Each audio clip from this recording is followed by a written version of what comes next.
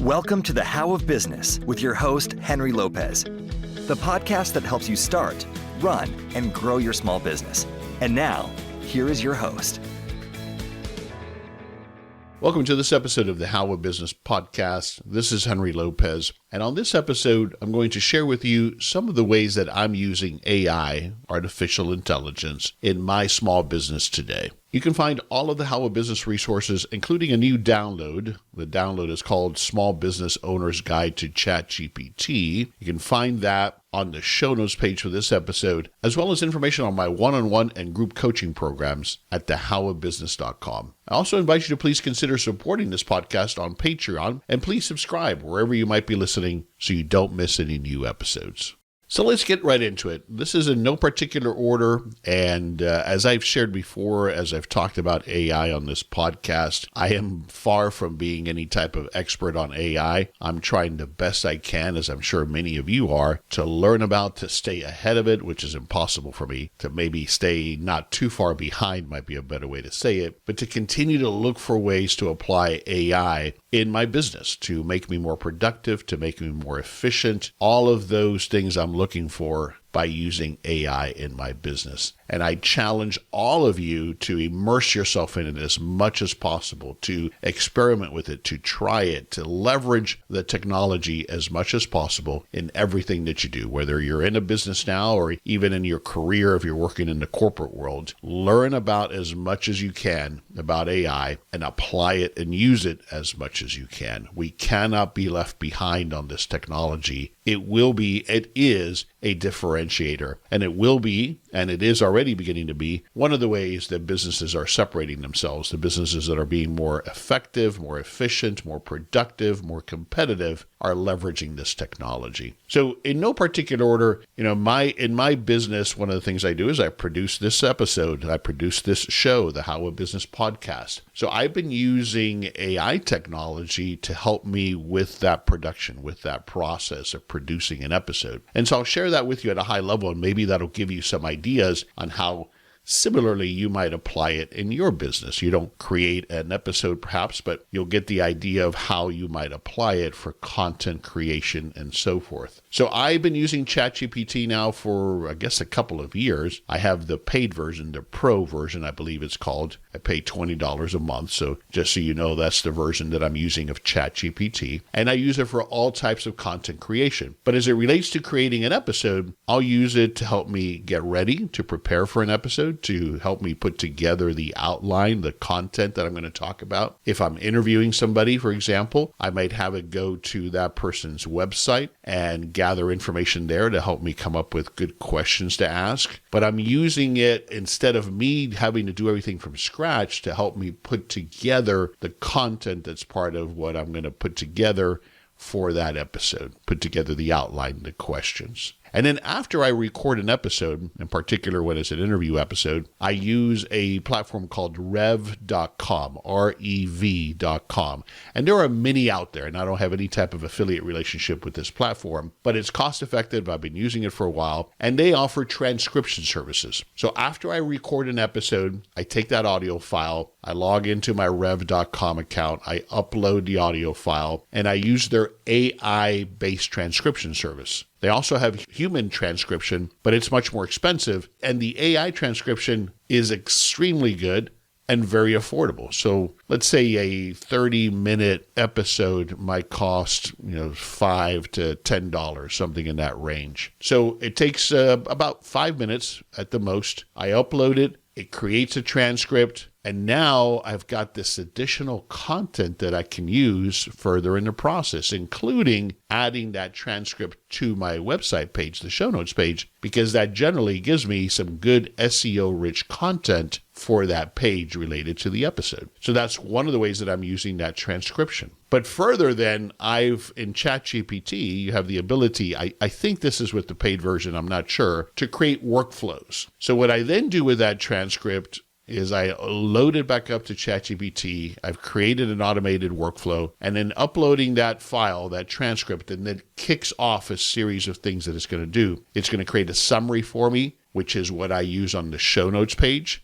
Now, I don't use it 100%. I tweak it, I edit it, I change it. Some of the wording I'll adjust, but it gets me certainly 80% or more of the way there. So it creates that content for me. Then I have it automatically create a couple of title suggestions. Sometimes I use them, sometimes I don't, or sometimes it gives me an idea for something different. Then I have it create automatically a post on LinkedIn, because I usually post about a new episode on LinkedIn. So it creates the post for me. Again, do I take it 100% as it generates it and paste it and post it on LinkedIn? No, I'll adjust it. I'll tweak it. Sometimes it's pretty darn close. Sometimes I got to make some more edits, but it saves me so much time to have it create that first draft that then I can leverage for all of these pieces of content that I create to promote an episode and to post an episode. So I haven't put a number to it, which is an interesting question, but we're talking about considerable time saved and considerable effort. So it eliminates, if nothing else, if you do any kind of writing, copywriting, or any type of writing, you know, we all suffer sometimes from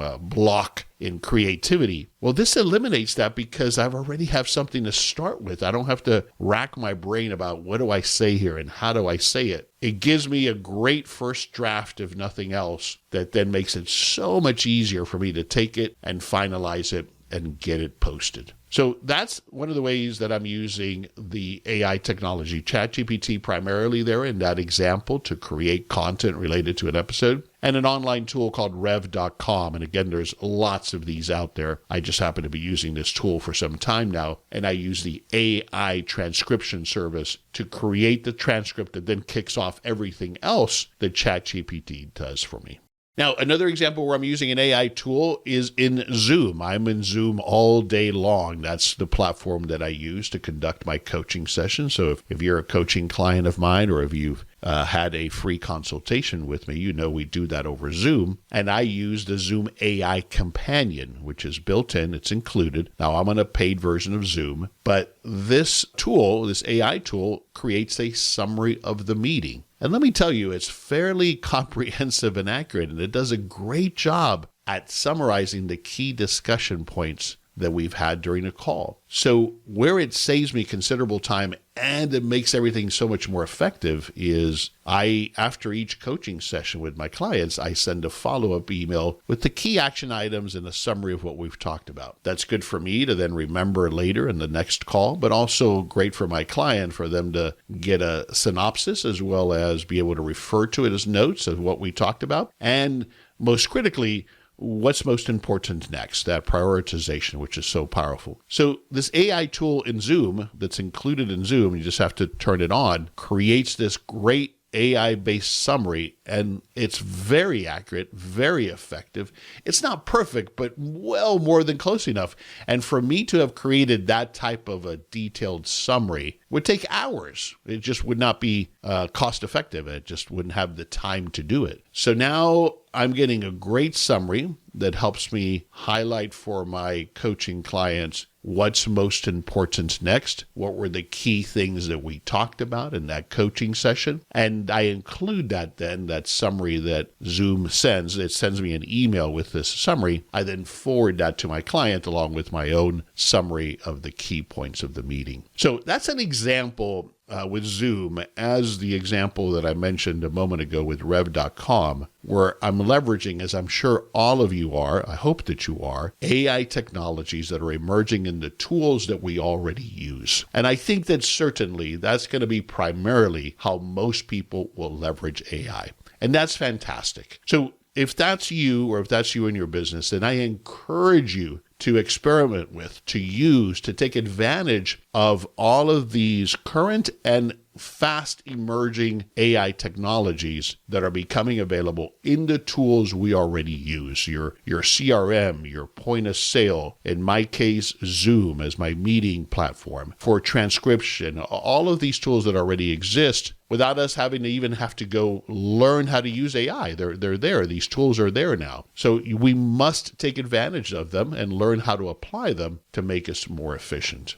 I talked about content creation, and ChatGPT is the platform that I use, and it's just because that's what I started using. I don't necessarily have a preference. I haven't evaluated them all. There are several out there besides ChatGPT. Some of the other popular, what they call large language models, you may have heard that term, LLMs, but like ChatGPT, include Google's Gemini, they used to call it Bard, Anthropic's Claude, it's become very popular as well, Microsoft Copilot, although I've been dabbling with it a little bit and I don't find it as productive, but that's just my experience, and Meta's Llama. So there are other LLMs out there. I'm not saying that ChatGPT is what you should use. That's just what I've been using and what I'm becoming increasingly comfortable with. But I can tell you that I'm only scratching the surface of how to use it. I'm learning every day how to get more and more out of ChatGPT. So whatever model you're using, I encourage you to continue learning how to get the most out of it. And a lot of it is about how you prompt it,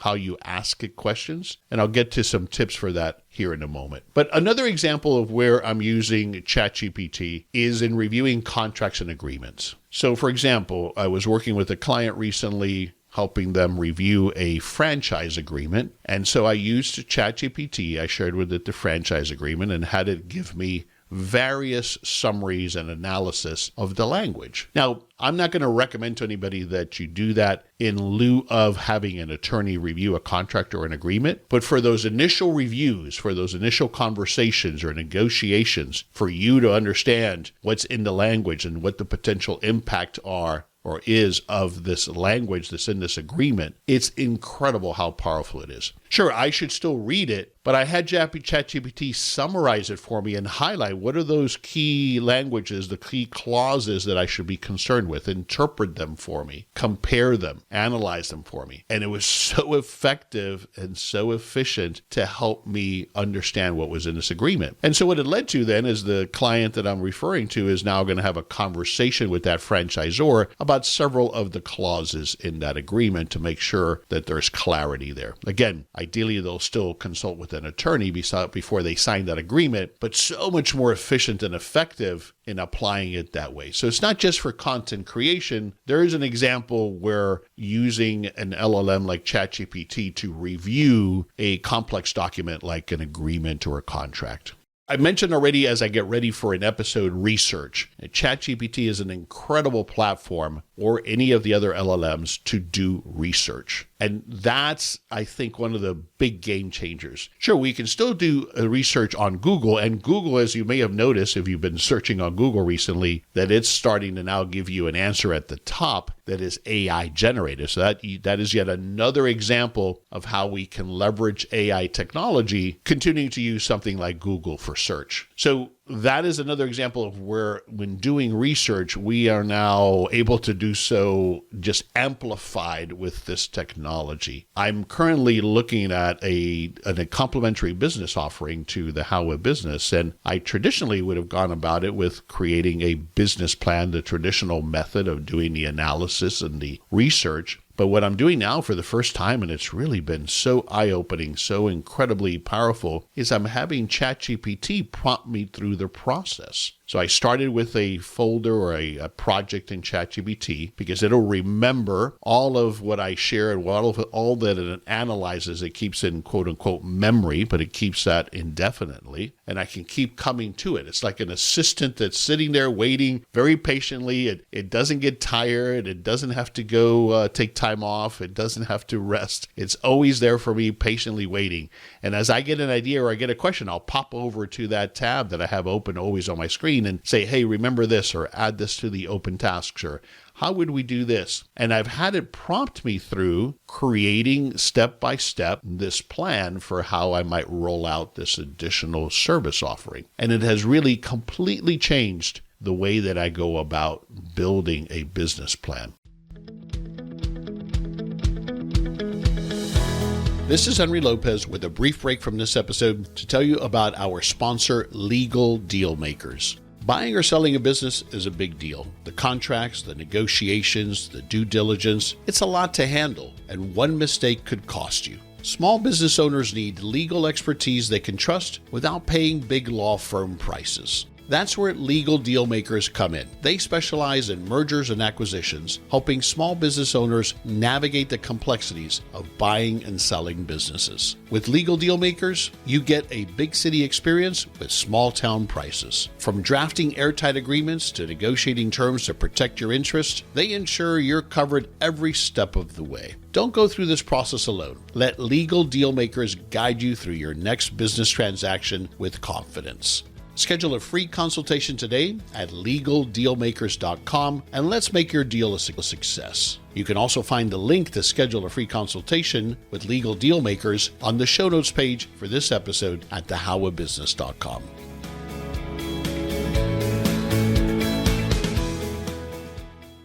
So that's part of this researching and more than just content creation, but helping me think through either problem solving or in this case, creating a plan for a new service offering or a new business for that matter.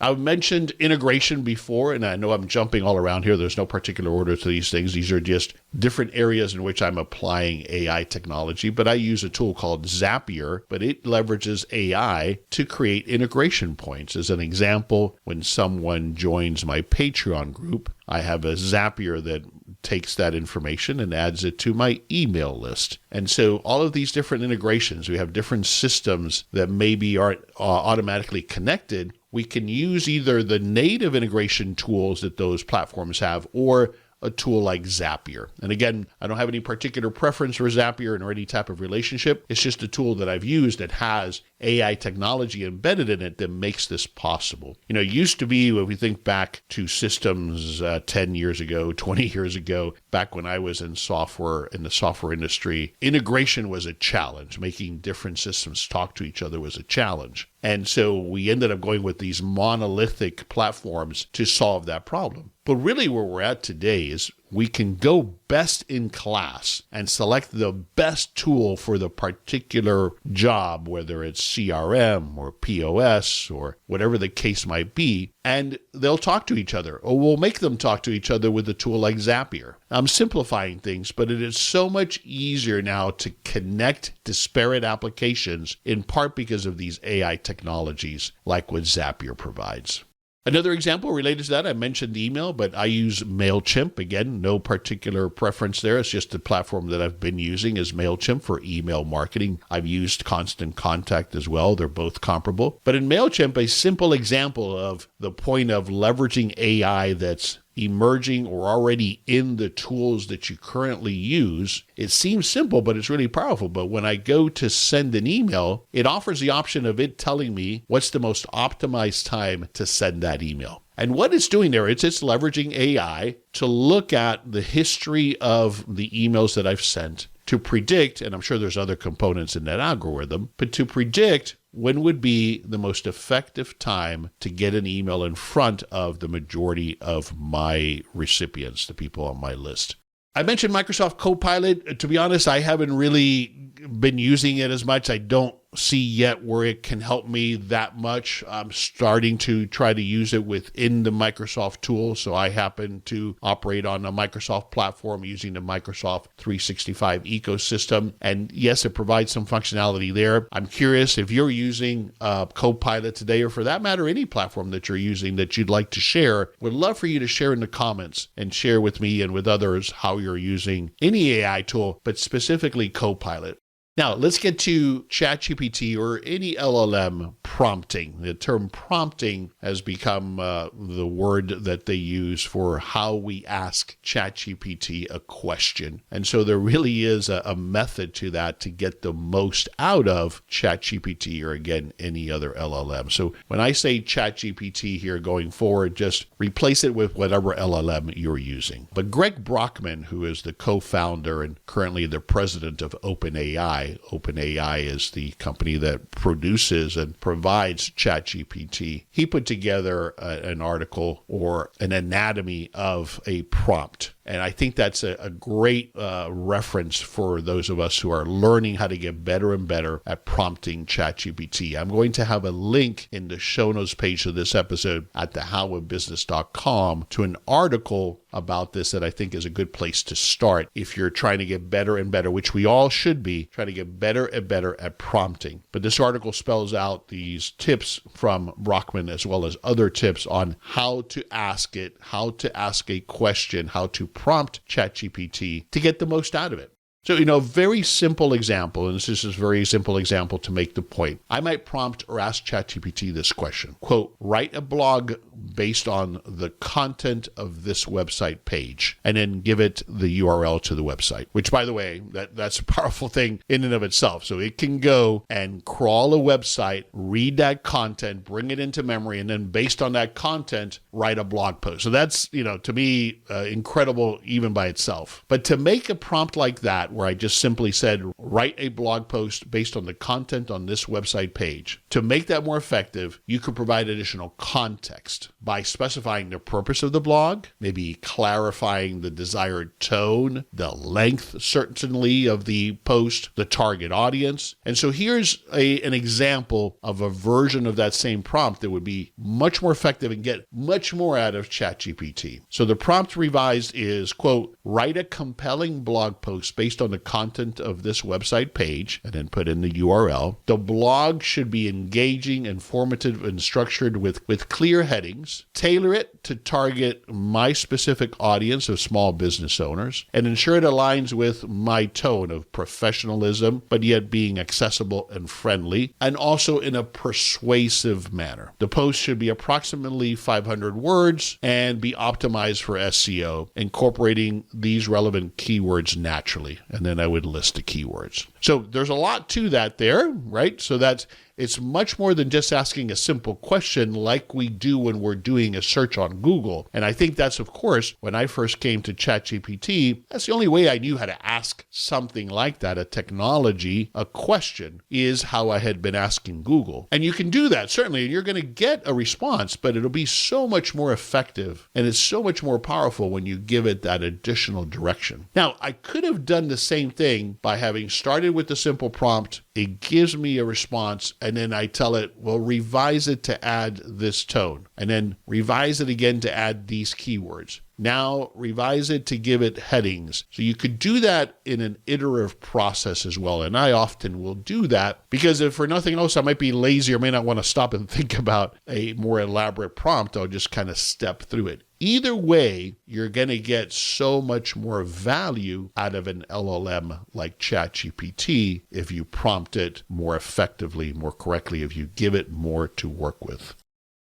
So I encourage you to download my new guide, the Small Business Owner's Guide to ChatGPT. It's going to include some of the things that I've talked about here, how to apply it, how to use it, some of the fundamentals, but also these prompting techniques that I've mentioned that'll be outlined and included in this guide. So go to the show notes page for this episode and download this guide, Small Business ChatGPT Guide.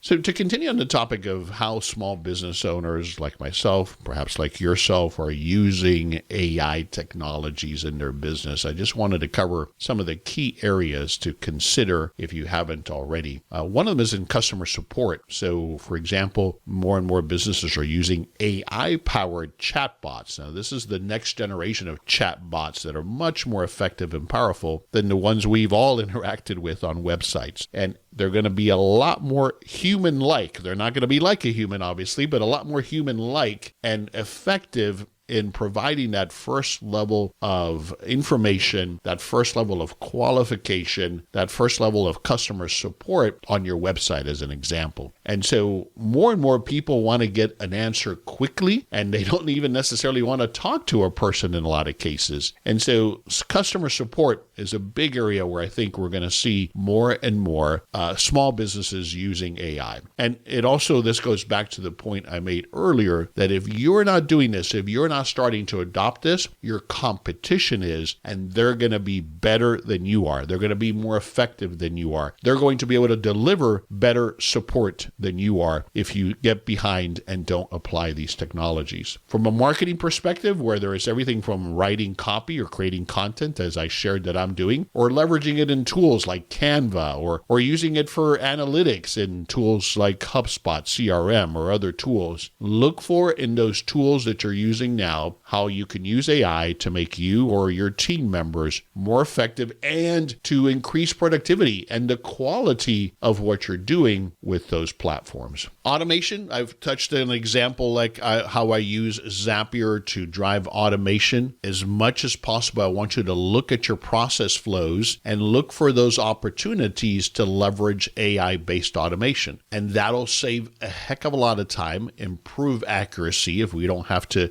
double enter information or have that gap in time. Those integrations make it so much smoother for the entire process. So look for in your process now, especially again, if you've got multiple platforms, multiple systems that need to share data or talk to each other, or one thing happens and one needs to kick off something, let's say in a project management system, where can you use AI-powered integration or automation to improve that process? From a sales and lead generation perspective, I mentioned that all of the CRM tools, HubSpot, Salesforce, all of them are leveraging and providing AI tools to analyze our data and give us information that we otherwise wouldn't have been able to extrapolate. Going back to email marketing, I mentioned that I use the scheduling feature, but we can also use the AI feature in those platforms to come up with a better subject line, which we know is key to open rates. So all of those things are available to us in our existing tools. Don't be afraid to use them and to leverage them, and make sure that your team is using them.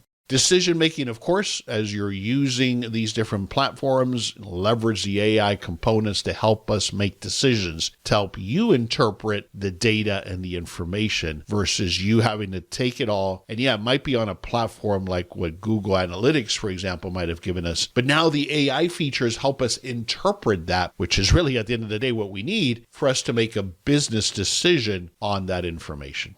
So if you're just getting started as a small business owner, I want you to begin by implementing just one or two AI solutions, by exploring the current tools that are part of the platforms that you already have. Evaluate the impact and then keep scaling, keep adding things, keep experimenting. Most of these AI tools, or a lot of them, offer free trials, so take advantage of that. But you've got to stay on it. You cannot wait for this to become mass market or for it to be explained to you completely. You're going to have to move in this area of uncertainty and of some confusion. And it is moving so fast that even for someone like myself who's trying to stay up to date, I'm already behind. So we cannot get left behind as small business owners on how to leverage and apply AI.